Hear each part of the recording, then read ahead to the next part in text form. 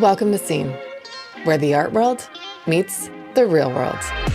Every 2 weeks, we sit down with emerging and established artists to offer a genuine glimpse into their lives and minds, all in an authentic and totally straightforward manner. I'm Carrie Scott, your host. And with 2 decades of experience as a curator and art historian, I firmly believe in the transformative power of art, if it's seen.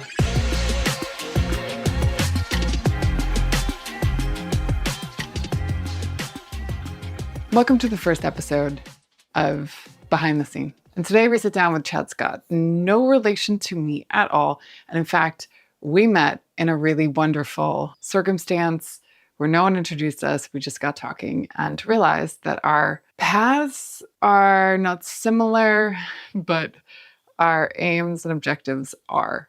He's a writer. He's really interested in the art that happens outside of the major cities. He's interested in making sure that we know as much about what's happening in, say, New Mexico as we do London's Bond Street. We sat down to have a really loose conversation about where we find ourselves and how we feel about the art world in general. I'm hoping that this will become a more regular conversation, but who knows? We're all busy, especially Chad. So have a listen. I think you'll learn a thing or two.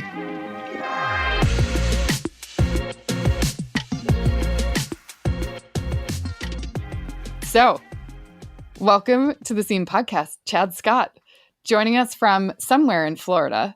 Yes, just outside of Jacksonville, Florida, a little resort community, Amelia Island, right on the border with Georgia. And maybe we should start by saying we are in no way related, despite our shared last name. You stole my line, man. You stole my line. I know it is actually ridiculous, right? Carrie Scott, Chad Scott, but no relation. And you're in London, I'm in Florida, and we met in Venice as another incredible coincidence at the Venice Biennale this past April. True right? story. Yeah, At the Robert Indiana show, in a moment where my feet were too tired to stand anymore, and I sat down on a bench, and you decided to do the same thing.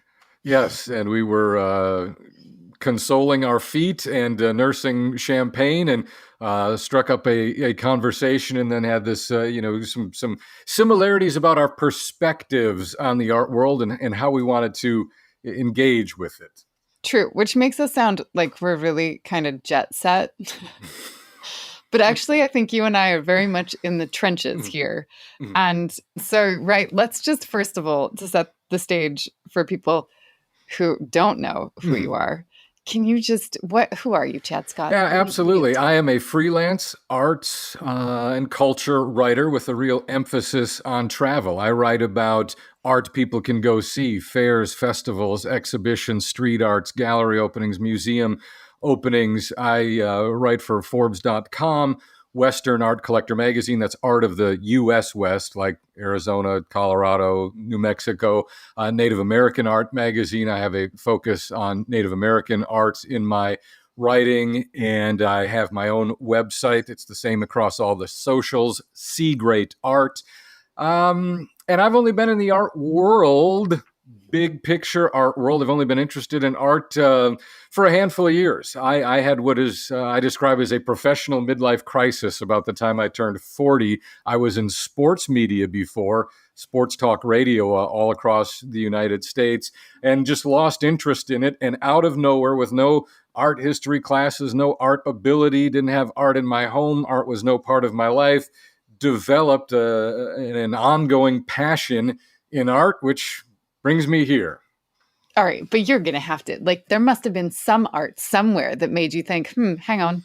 Did you see something somewhere that you thought, wow, wait, that's cool, I want to know more? My wife and I started traveling to Colorado in the mountain towns because she likes to downhill ski. And in those towns, Breckenridge, Steamboat Springs, Vail, they have art galleries. I'd never lived anywhere that had art galleries before. I grew up in suburban Milwaukee, Wisconsin. I went to college in Auburn. I spent time in Oregon and Connecticut and Atlanta. Those places are, not art gallery places. So this was the first time I could stumble in to an art gallery. And when I did, I found Western art, landscape photography, and wildlife art, sculptures of buffalo and things of that nature. Nothing you needed an MFA to deconstruct and understand. And I loved the big Western landscapes. I love wildlife. They had a lot of Native American material. All of those subject matters were easy for me to approach. And I had a gallerist that took a great deal of time with me, hours and hours and hours on these visits, teaching me how to look under, the lingo and what I should keep an eye out for. And gradually, slowly, over a course of months and then years, the more I looked, the more I liked. And after I had lost interest in sports, this, something had to replace it. And art and going to museums and galleries replaced watching games. Okay, I believe you. But then where I get but then how did he do it? So how do you go in 4 years, under 4 years? How do you go from not knowing nothing to writing for Forbes? Tell us all. We all want to do that. Well, the simple answer is my wife already worked there and got me in the door with an editor. Okay, classic white male privilege, right? It was, that side of it was easy. I had been in the media for 25 years, so I knew how to observe and comment and analyze and write. My degree is in journalism, and the transfer of skills was really easy. Instead of writing about coaches and games and players, I started writing about artists and museums and artworks, still interviewing people, finding good stories, telling good stories, being concise, that sort of thing.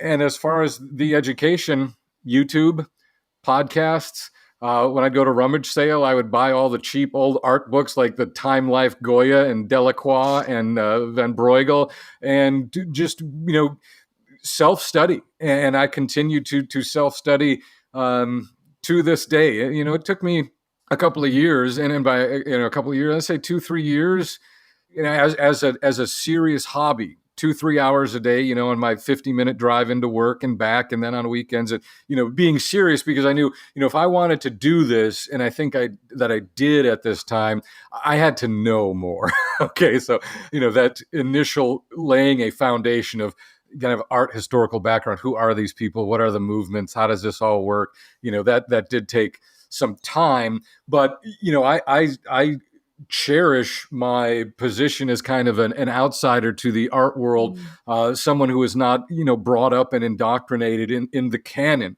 so to speak. I've been able to go my own way, find my own way, and determine for myself what is good and what is not, and what I like and what I don't. But I think that's what cemented me being and Chad, let's stay in touch. Because it was, first of all, you're so open and honest as you just let us all in on, you're making no bones about, or you're not pretending to be someone you're not. No. And the art world is full of people who are amazing.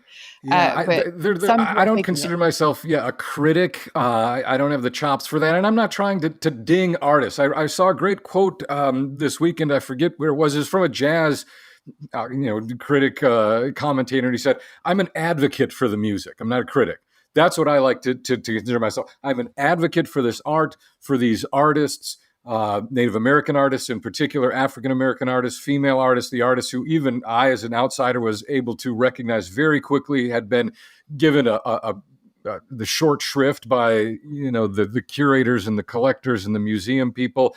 So it's just something that, I want to share with other people. I also like to say, art isn't for everyone, but it can be for anyone. And if I can share through my advocacy for these artists and their work and the work that these museums and galleries are doing, share some bit of the enormous unexpected benefit and change of perspective that I have gained, life-altering change of perspective through the artwork of Gordon Parks or Hank Willis Thomas or Kara Walker, then, that is meaningful work. Absolutely right. And the kind of the byline for Scene is connecting the art world to the real world. And I think fundamentally that's what you're trying to do. Well, and I think one of the important things we talk about when we talk about the art world, I think there are innumerable art worlds. When you hear that phrase, what does that mean to you, the art world?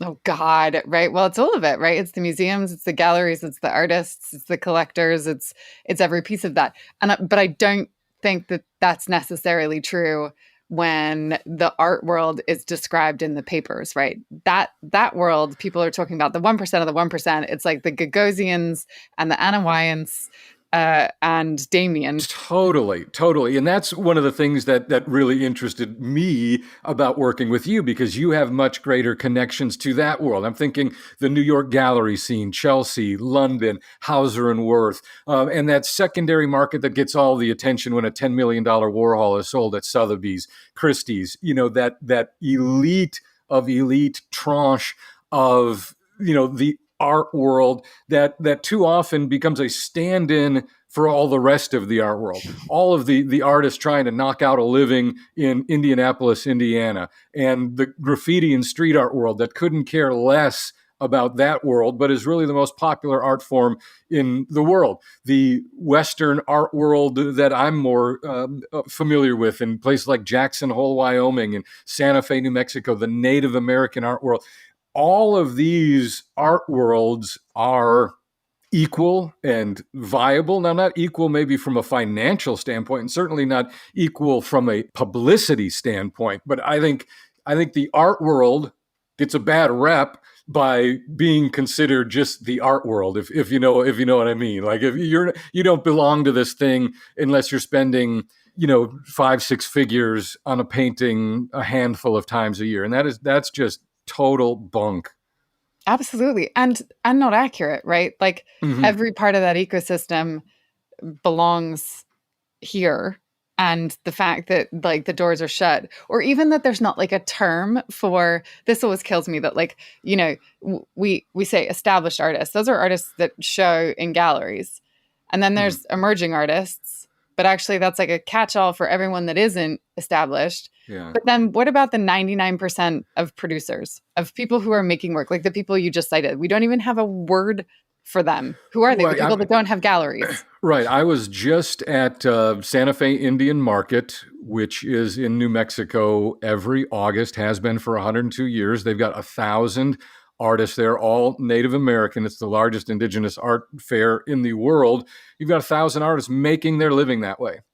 Now, there's a few like Cara Romero or Terry Greaves that people will have heard of, but the vast majority of them, like you said, are creatives, but they're established because they've been doing it for, in some cases, 40 years or more, and they make their living that way. So are they any less valid than Cause or Damien Hirst just because they don't get headlines in the art newspaper? I don't think so whatsoever. And again, there's where I live in the southeastern United States, there's this huge art fair festival circuit where these people are out setting up tents every weekend. Atlantic Beach, Vero Beach, Fort Lauderdale, Fort Myers, Sanibel, Captiva, St. They travel around in it's van life for an artist where they set up a booth every single weekend, and that's how they make a living. Those people don't have a lot of standing in the art world, but they are career professional, living, working artists. And again, I consider them the equal of the people who we'd go see it at Pace. Yeah, for sure. And like, right, art on tour, there's absolutely nothing wrong with that. But the hierarchy says Mm, otherwise. Just to be like a bit juicy because it's fun.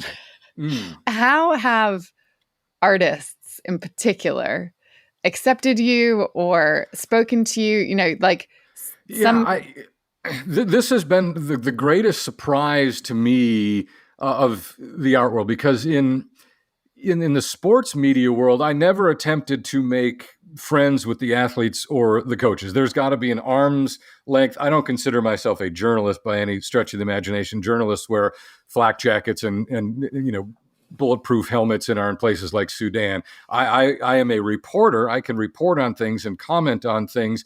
But in sports, because you were critiquing those people, there had to be an hour. You couldn't be friends. That was a huge conflict of interest.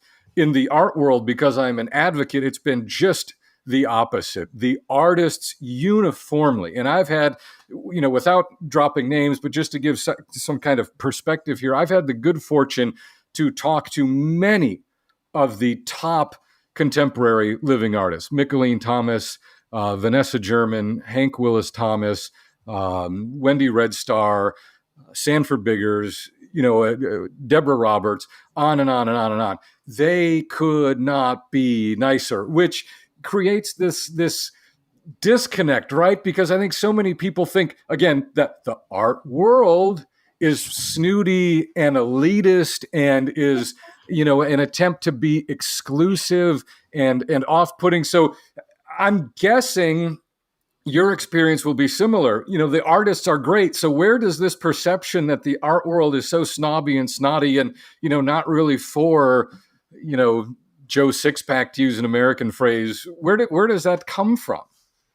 It's the money, right? Yeah.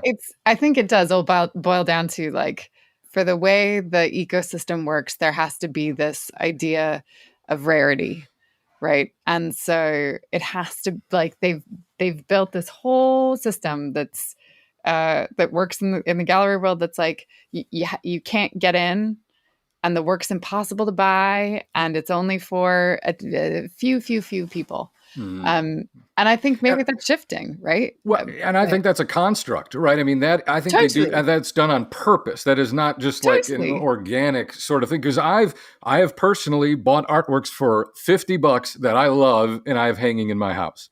I'm never going to be able to spend $10,000 on a painting, almost, barring, some sort of class action lawsuit I get, roped into and get a huge windfall out of.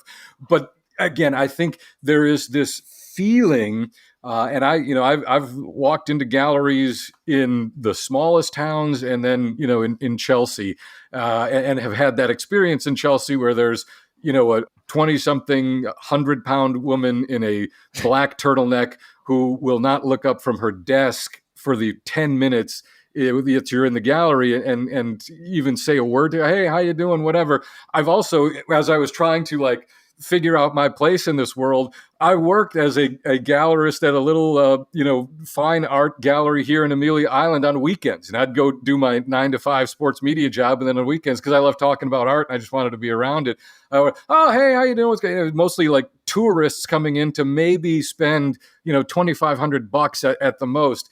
I think this is a carefully created perception of, faux intellectualism, that you have to have money. Not only have to have money, Carrie, but you have to have knowledge, and you really have to know what Dadaism is, and you have to, understand who all these figures are. And that is really off-putting to a lot of people, as it should be. It was off-putting to me, right? Yes. My first experience in the gallery world, I was running a gallery in Seattle, and that was amazing because it was me and my boss and everyone who came in. Because it was Seattle, you were literally like, someone walked in the door. Hi, how are you? Right. And yes. He wasn't an academic. He was absolutely he has the most brilliant eye, and he's had the most brilliant program for sort of 25 years, maybe more now. And then I got recruited to go run this gallery in New York. And it was like, right, you're a director. Your job is to sell. You don't talk to the artists. And you certainly don't talk to someone who walks in off the street. That's what the girl at the front does, the receptionist. That's what she does. You sit, you ignore them. And we had this open plan office, and I would sit, the door was here, and I would have to sit this way. And if the door opened and I looked, I'd get yelled at. No joke. Don't look up.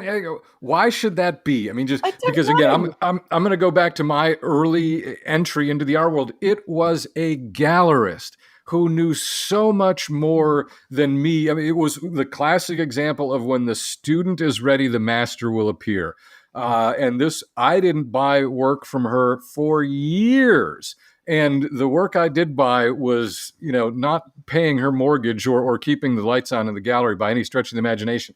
But she went out of her way for this random person who walked in off the street in Breckenridge, Colorado, from Florida, who didn't own any art, didn't know anything about art, but I could tell. I mean, this gallery was exceptional. I looked at it, I just said, what is going on here? How come how is this so much better? And she explained all this to me, and then I asked questions, and we just kind of hit it off. And I was with my wife, and again, it was because of a gallerist doing the exact opposite of what you described that I am sitting here talking to you today. That is the power of gallerists. If they do it, if they are welcoming and inviting, and try to share this art world with everyone, not knowing where that conversation might lead.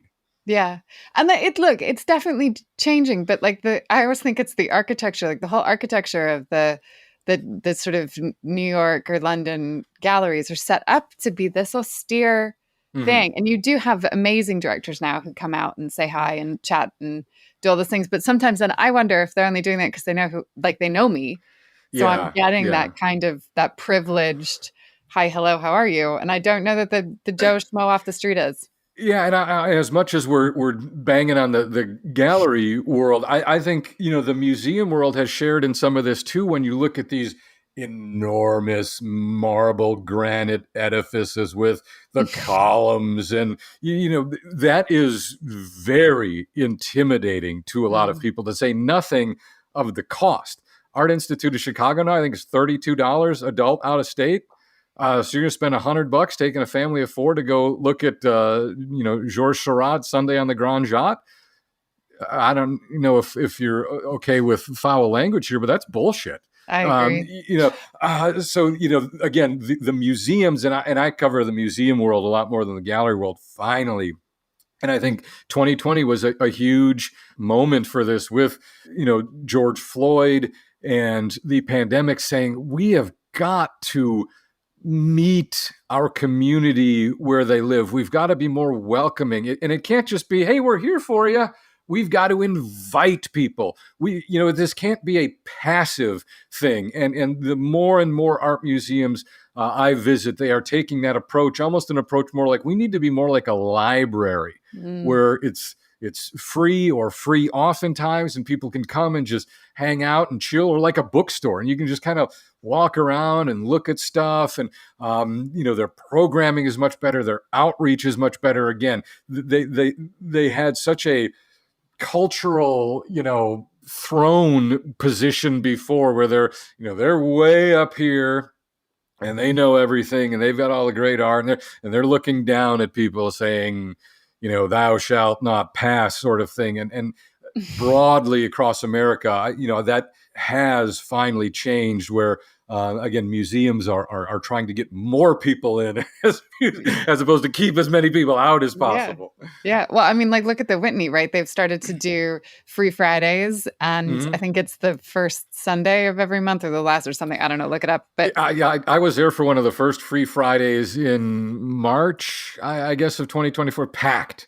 So packed good. waiting list, timed entry. And that's not always the best way to look at art, of course, but what a great opportunity. Because they're pushing $30. So, a couple is going to spend $60 to go, I mean, that's real money for me. I wouldn't do it, right? So dates and young people and kids, it was just, there's a time and a place to do like heavy introspective, sit in front of a painting for 10 minutes and really, dig in on it. And that's great. I love that. And you can do that after hours and member hours. There's also a time for open the doors and let God and everybody come in here and see all the cool stuff we have. Right. Even if it's like 9 a.m. on a Sunday, a bit like a church. I mean, I always talk about my first job at a uni was I was at Condé Nast, and one of the I was being paid £2.50, and one of the benefits though was that we got membership to every single museum in New York. So like MoMA, the Guggenheim, the Met. I mean, everything. So I was broke, and going to a bar, I could buy a beer. And instead of doing that, I'd literally go when they had their late night openings, or they had, anything all weekend long. I'd just be hanging out like some sort of groupie. And it's why I ended up going to grad school, because that was just a place to be. Yeah, yeah. And you were, at one of these really highfalutin events recently. You went to Freeze London, correct? Yeah. How was it? Oh, but Freeze, there was free. So most recently, last week there was Freeze Seoul and the Armory in New York, but Freeze London is next month. Ah, gotcha. So, My so mistake. coming up now, school is definitely back in session. I'm about to Hmm. have a whole debate with myself and probably with the world about. So, Freeze owns Freeze and Armory now, and they launched a fair in Seoul and in New York at the exact same time. And I do not understand how that is good for anybody. Like, to our point of kind of audience and accessibility and public engagement, like there's only so much that collectors can attend, there's only so much that artists can do. Hmm. And if we're in the top tiers of the art world launching these two big things in the exact same time, it just seems Well, what is their crazy. rationale for doing it then? God knows. God knows. They say that they're two separate markets, and so away we run. But it doesn't make sense to me, especially like you just have to open any newspaper and see that the kind of art market is on its knees. And at a time like this, it's like, why are you going to stretch these galleries, these collectors, the artist, everybody so much more thinly? What's the point? Well, Um, for people who, again, if this podcast, like we hope, is for quote unquote art world outsiders as well as insiders, maybe a little background from you. Why do these art fairs, Seoul and London and Art Basel, these huge art fairs, why do they exist? Oh gosh. Well, they started, right, as a way to, they were like the shopping malls of the art world. So instead Hmm. of making everyone sort of jump around and go to all the galleries that are spread all across cities, and at the point when they were really conceived, well, we won't go to Basel, but when they like took off, right, in London and New York, galleries were spread all over. And so going to them was difficult. And the idea was like put them all under one roof or one tent. And Hmm. it makes it easier to get collectors there. And then you'll have sort of a cross pollination of collectors, which is great, right? The mission was pure and good. Hmm. And they were exciting. They were launched in hotels. And so you'd be crawling down the corridors and bumping into people and work, and you'd be seeing them in these kind of great environments. You'd have dealers laying on the beds, right? Like it was Uh-huh. cool. And then they put them in a fair, and then events companies bought them, and it all became a bit more sterile, and the lighting got weird, and then it costs hundreds of thousands of dollars to show. I mean, literally, right? Like these Hmm. galleries are paying through the nose for a light, a literal light to light the work isn't an optional extra. Well, if you can't see the work, I'd argue that's not really optional. Yeah. Um, If you just think about it from a logistical standpoint, there's the booth space and then shipping and ensuring all of that work. Yeah, it seems, and there was a great deal of talk before the pandemic about how sort of the fair thing had become bloated, had jumped the shark. There were too many, they were too expensive, and oh, here comes the pandemic, and that is going to end this. yeah. And it obviously hasn't. No, not at all, right? And so now we find ourselves last week with two fairs opening like on other sides of the planet. Hmm. And I just was sat there. I mean, maybe I'm still stuck in this like pandemic brain of asking like, why are we doing this? Who's Yeah, it yeah. for? Well, and just to take the New York example, there was the Armory show, there was Independent 20th Century. There's like five it's like art fair week in New York, and Art Basel Miami Beach is the same thing. There is the Art Basel Miami Beach, and then there are 10 satellite fairs at least around this. There must be 500 galleries with some sort of presentation at one or another of these fairs down there, where again it's sort of more like a status symbol. Now a lot of Mm. these galleries do sell a great deal of art, and good for them, and it is a kind of a hub, sort of like convention of the art collector world.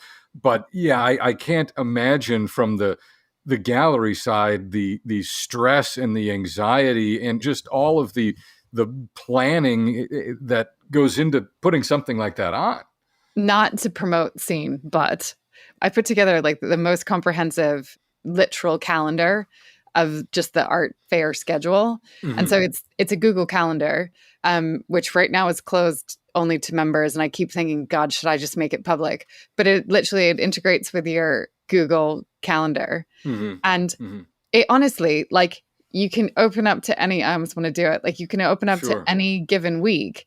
And right now, so this weekend, there's Positions Berlin Art Fair, there's Vienna, Austria, Vienna Contemporary opens, and then Contemporary Istanbul. So 3 fairs. I don't know how big they are. Like Vienna Contemporary, I've heard of. I've never heard of Positions Berlin, but that's 3 fairs, like this weekend. And so then part of me thinks, well, actually, this is exactly Chad's point, is that there's like the tippy top of the art world, the Frieses, the Armory, the Gagosians, the Hauser.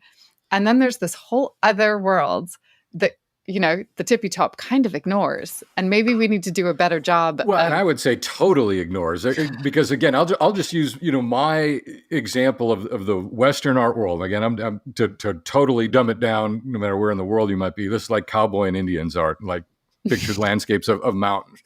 There's the same fair festival calendar. You know, there's a big festival fair art show and sale in Indianapolis, and then you've got a couple in Santa Fe, and there's one in Missoula, Montana, and Great Falls, Montana, and then LA, and then Jackson Hole. You know, so, you know, there's that kind of frenzy or desire to, you know, go the long mile in commodifying the art experience for collectors. And even in that Western art world I talk about, there's the same stratification. There are the high-end people like, you know, Gene Autry used to be, and, you know, some of these, you know, super high-end collectors of the material. And then there's the regular folks who are, you know, sweating and like thinking about their bank account, and they're like $1,000, really? Geez.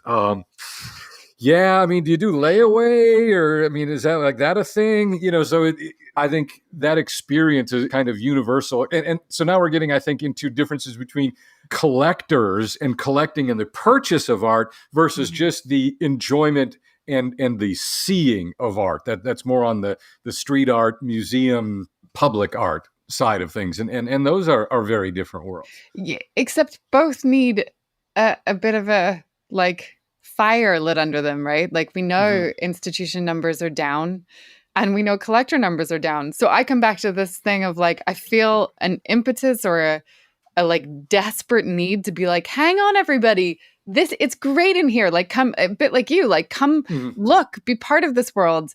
I swear it's great. It's not this alienating thing that you think it is.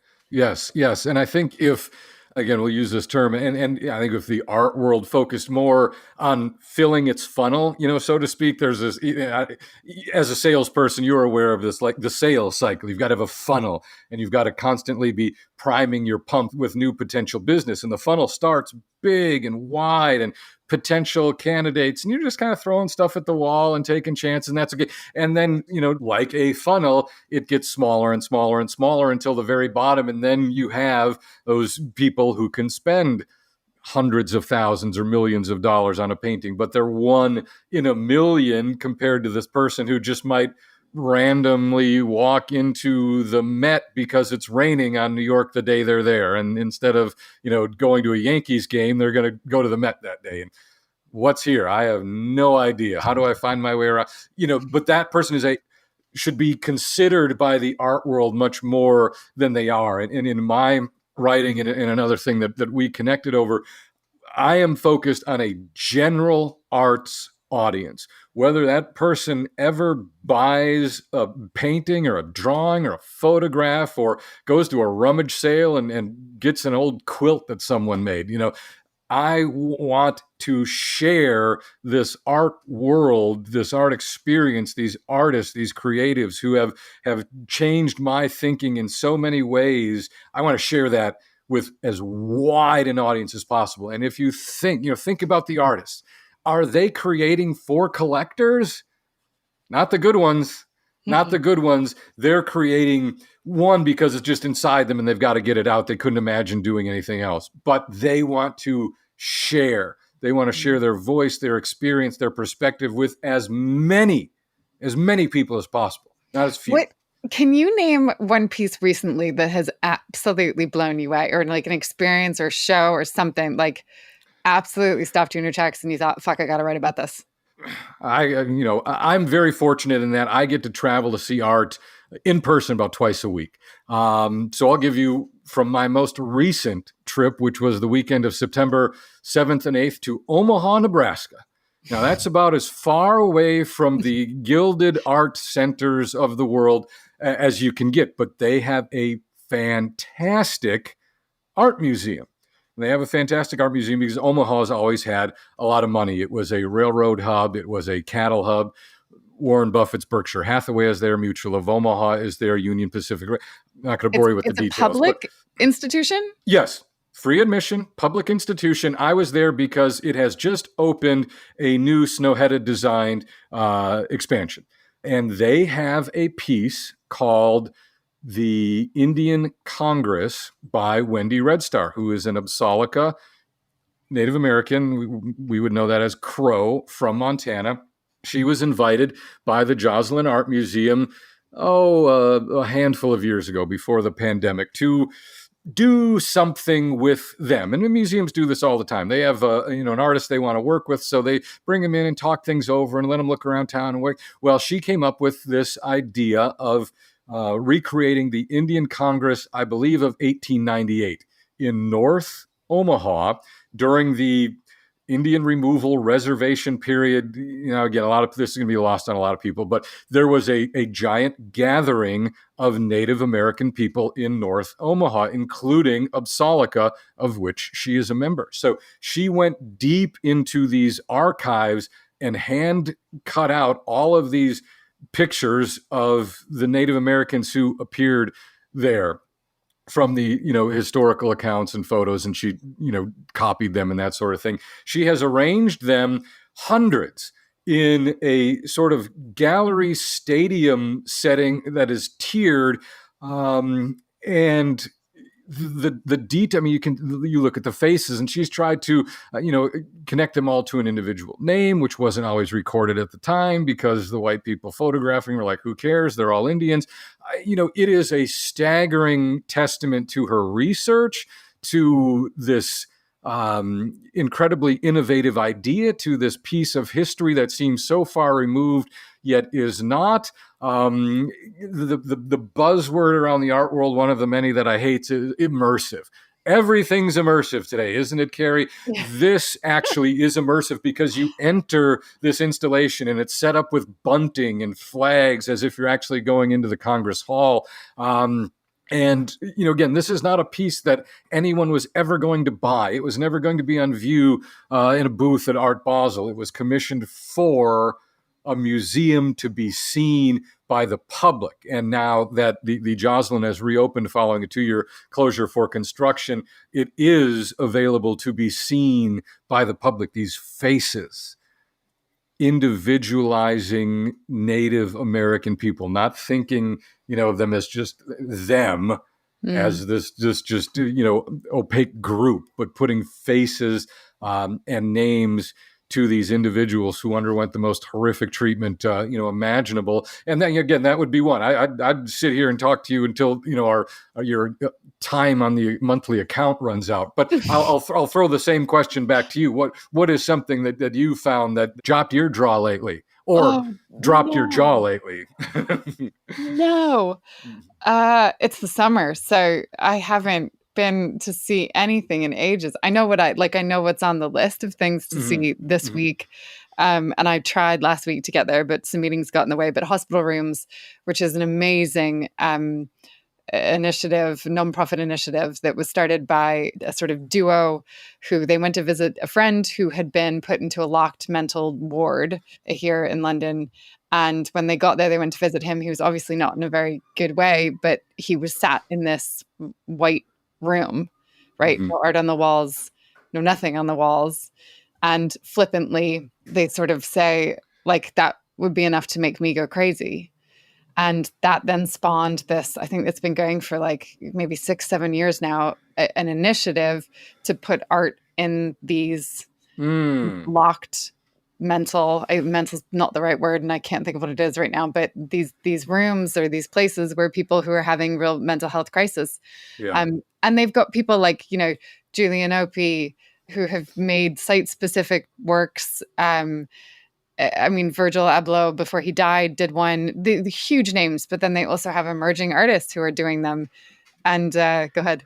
Well, but isn't that great? Because art, again, should not be the exclusive privilege of wealthy people. Whether you live in Omaha, Nebraska, or whether you are, suffering from mental illness in London, you should have access to high quality, real, original art. Yeah. And I think that's sort of this democratization we're talking about here, that, there is it's kind of the iceberg, analogy. What the top that we see above the water, again, is the Armory Show and Frieze and Hauser and Wirth. Beneath is where the real good stuff is. And not to say that there isn't good stuff on top. I mean, clearly there is. But, there's so much more access. There's so much, there's so many more people. The art can be seen more widely, can be experienced more widely. And again,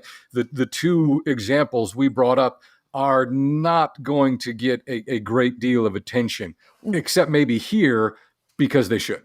Well, and though what is interesting is that Hauser caught wind of this. And 2 years ago, they decided to start doing, how most galleries do like a group summer show, and it's a bit of a throwaway token thing to fill the space.